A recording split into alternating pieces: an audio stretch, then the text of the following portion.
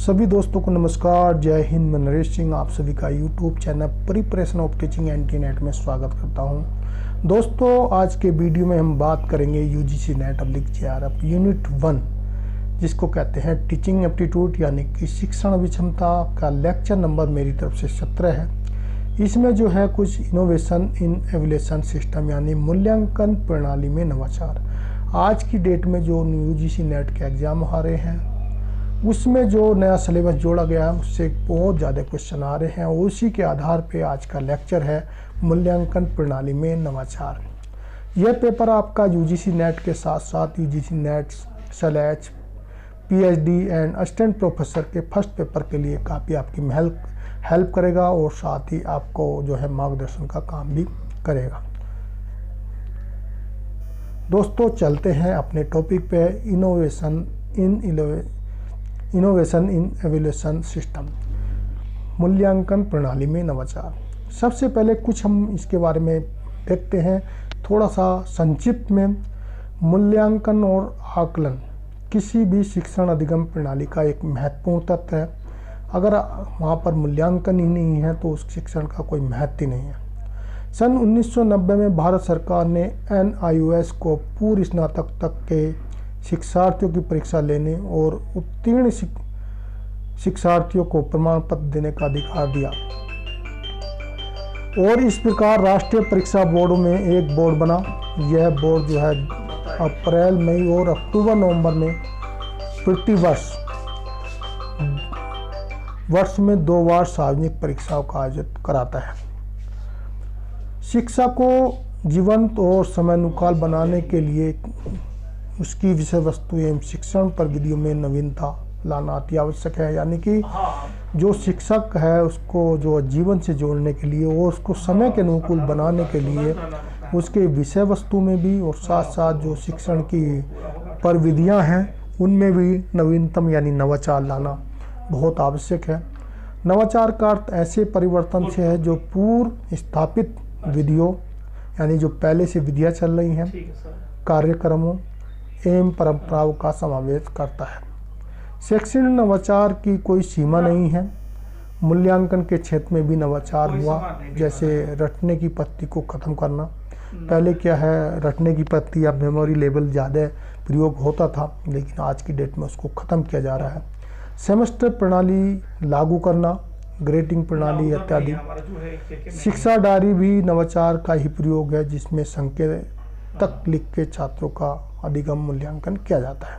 तो आप समझ गए होंगे एक नवाचार का महत्व कितना है और नवाचार किसमें, जो प्रणाली चल रही है या जो विधियाँ चल रही हैं पहले से, उसी में नवाचार किया जाता है और उसको समयानुकूल बनाने और जीवन से जोड़ने के लिए यह अति आवश्यक है।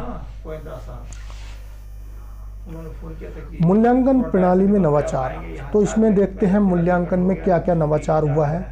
सबसे पहले है आउटकम असेसमेंट। इसमें हम कक्षा या कोर्स के दौरान क्या और कितना सीख रहे हैं, इसका मूल्यांकन आउटकम असेसमेंट में देखते हैं। इसको बोलते हैं आउटकम असेसमेंट, यानी कक्षा के दौरान क्या और कितना सीख रहे हैं उसका मूल्यांकन करते हैं। इसको बोलते हैं हम आउटकम असेसमेंट। दूसरा है फॉर्मेटिव एवल्यूशन बाय स्टूडेंट्स। यह मूल्यांकन भी कक्षा या कोर्स के दौरान क्या और कितना सीख रहे हैं होता है, परंतु यह छात्रों द्वारा होता है कि टीचिंग के बाद छात्रों से पूछा जाता है कि उन्होंने क्या सीखा है। इस तरह के मूल्यांकन को, इससे कई बार क्वेश्चन भी आया, फॉर्मेटिव एवल्यूशन बाय स्टूडेंट्स। फिर है तीसरा है डायरेक्ट क्वेश्चन ऑफ स्टूडेंट। यह मूल्यांकन भी कक्षा या कोर्स के दौरान होता है, लेकिन इसमें डायरेक्ट स्टूडेंट से क्वेश्चन किया जाता है और जो टीचिंग कराई जाती है, टीचिंग कराने के बाद उसका इफेक्ट देखा जाता है या उसका ये देखा जाता है कितना छात्रों ने लर्निंग किया है। तो इस तरह का जो असेसमेंट करते हैं हम, उसको बोलते हैं डायरेक्ट क्वेश्चन ऑफ स्टूडेंट।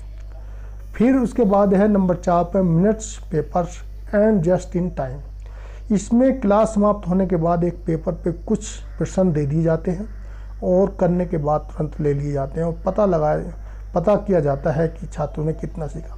इसको minutes paper and just time बोलते हैं। यानी कि जब टीचिंग कराई जाती है या क्लास में पढ़ाया जाता है, उसके बाद जो प्रत्येक छात्र को पहले से क्वेश्चन उस सब्जेक्ट के रिलेटिव लिख दिए जाते हैं और उसमें बहुत आसान या इस तरह के क्वेश्चन होते हैं और छात्रों को लिखने के लिए बोला जाता है कि इसमें इसको जो है 2 मिनट में करके दो, और छात्रों से लेके उससे पता कराया जाता है कि उन्होंने कितना सीखा। इस तरह के जो है हम जो मूल्यांकन करते हैं उसको minute paper in and justice time कहा जाता है। प्रश्न इसमें 5वां जो नया जो नवाचार किया गया है उसमें बोलते हैं स्टूडेंट टीम। इसमें छात्रों की टीम बना दी जाती है और एक टीम दूसरी टीम से चर्चा करते हैं और देखते हैं कि छात्रों में कितना सीखा है।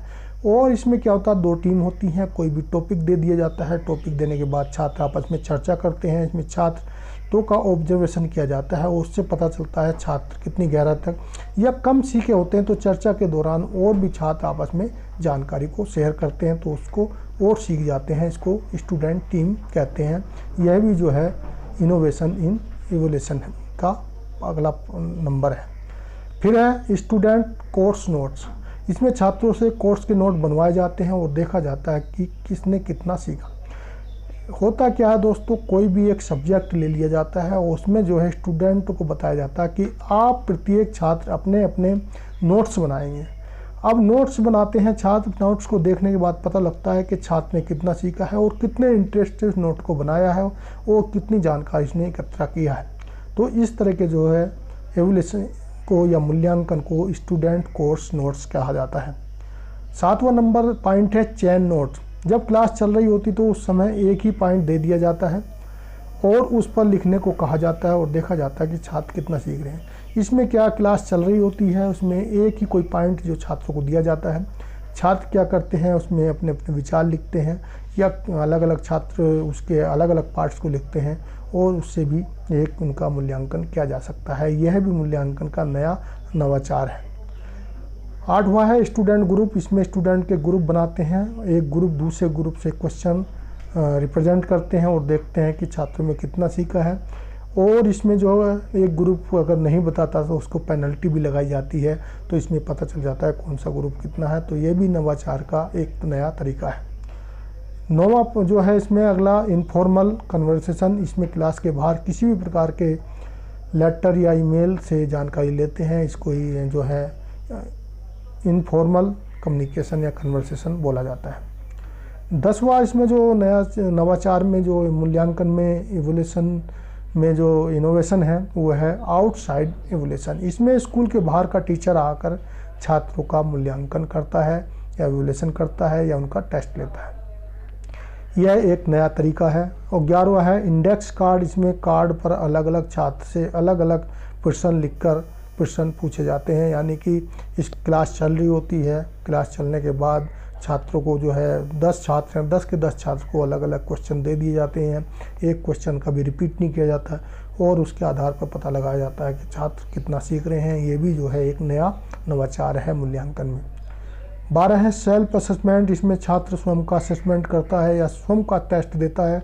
आजकल जिस प्रकार एक मॉक टेस्ट है वह भी एक इसी का तरीका है। मॉक टेस्ट से पहले ही छात्र अपना सेल्फ असेसमेंट करता है कि मेरे को कितना आता है और कितना नहीं आता।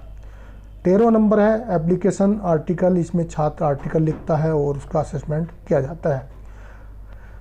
14वां जो नया मूल्यांकन में नवाचार है वो formative assessment bye graduate teacher assistant. इसमें असिस्टेंट द्वारा एवोल्यूशन किया जाता है। और 15वां है स्टूडेंट जनरेट टेस्ट क्वेश्चन। इसमें छात्रों का 2 ग्रुप आपस में क्वेश्चन जनरेट करते हैं और एक ग्रुप दूसरे के क्वेश्चन पूछते हैं, यानी कि 2 ग्रुप बना देते हैं हम और उनसे पहले एक ग्रुप से दूसरे ग्रुप के लिए क्वेश्चन बनाने के लिए बोला जाता है और फिर उसके बाद जो इस ग्रुप ने क्वेश्चन बनाए दूसरे ग्रुप को दे दिए जाते हैं और दूसरे ग्रुप जो क्वेश्चन बनाता है वो तीसरे को दे दिया जाता है। अब दोस्तों चलते हैं कक्ष में परिवर्तन से नवाचार, यानी कक्षा में जो परिवर्तन करने हैं उनसे भी नवाचार किया जा सकता है। नवाचार का प्रयोग करके सिखाने की प्रक्रिया में गतिशीलता लाई जा सकती है। इस दृष्टि से विद्यालय में लर्निंग कॉर्नर, यानी कि जो विद्यालय होते हैं उनमें लर्निंग कॉर्नर, दीवार समाचार, जो दीवारों पे समाचार लिखे जाते हैं, पुस्तकालय, बाल अखबार, प्रकाशन आदि प्रार्थना स्थलों पर छात्रों द्वारा सदविचार, प्रेषक, प्रसंग, मुख्य समाचार, वाचक भी इस शैक्षिक नवाचार के उदाहरण हैं। यानी कि जो जैसे मान लिया कोई स्कूल है, वहाँ पर कोई समाचार बोर्डिंग लगा दिया, नया समाचार दे दिया, या कोई ऐसे उनको छात्रों को विचार लिख दिए, डेली अलग अलग विचार लिखे, ये सब नवाचार के अंतर्गत ही आता है। यानी कि पहले समय में ये स्कूलों में सब नहीं था। समय समय पर कक्ष में लगे चार्ट और चित्रों को बदलकर कक्षा सज्जा में नवाचार, ये क्लास के अंदर बहुत सारे आपने देखा होगा आजकल छोटे क्लासों में बहुत सारी पिक्चर लगी रहती हैं और उनको समय समय पर बदलते रहते हैं। बहुत सारे वहाँ पर वाक्य लिखे रहते हैं और एथिक्स लिखी रहती हैं, तो उनको समय समय पर बदला जाता है। दूसरा, लर्निंग कॉर्नर के समय समय पर परिवर्तन करने से छात्र द्वारा बनाई गई TLM को महत्व दिया जाता है, जो छात्र बनाते हैं।